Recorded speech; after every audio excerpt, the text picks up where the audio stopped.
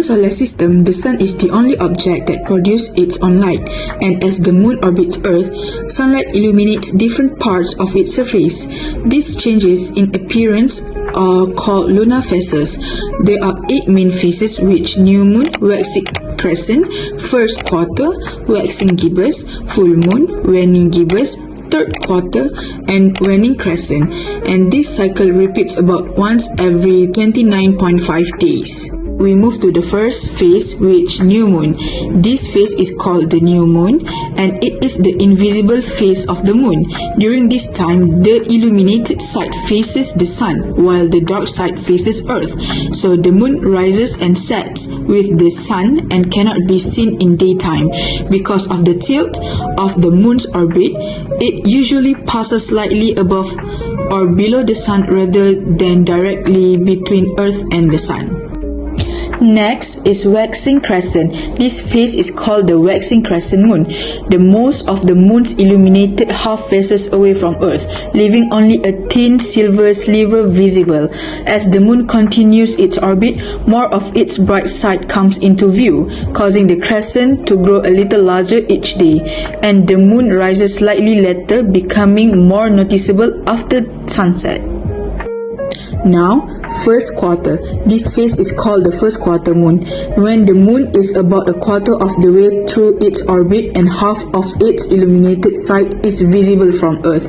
Although it's often called a half moon, we are actually seeing half of the moon's illuminated half. During this phase, the moon rises around noon, sets around midnight, and appears high in the evening, making it a great time for observation. And the next phase is called waning gibbous. This phase is called the waning gibbous moon, when the moon begins its journey back towards the sun and the illuminated portion we see from Earth starts to shrink. The moon isn't actually losing light. Instead, its orbit is carrying the bright side gradually out of our view. During this phase, the moon rises later each night, becoming more visible in the late evening and early morning sky. This phase is called the full moon, when we see nearly all of the sun's illumination on the moon's day side, making it the closest we come to viewing the entire lit half of the moon. At this time, the moon is positioned opposite the sun as seen from Earth, fully revealing its bright surface. A full moon rises around sunset and sets around sunrise, and it can appear full for a couple of days before it begins to move into the next phase.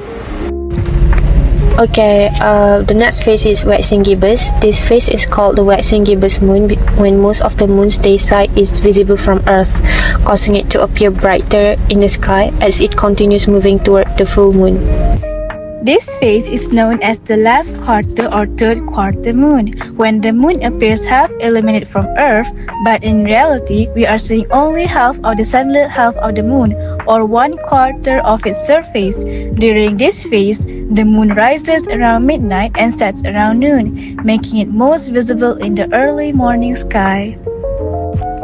This phase is called the waning crescent moon, when the moon is nearly back to the point in its orbit where its day side faces the sun, leaving only a thin curve of light visible from Earth. As the moon orbits Earth, its appearance changes in a repeating cycle called the moon phases.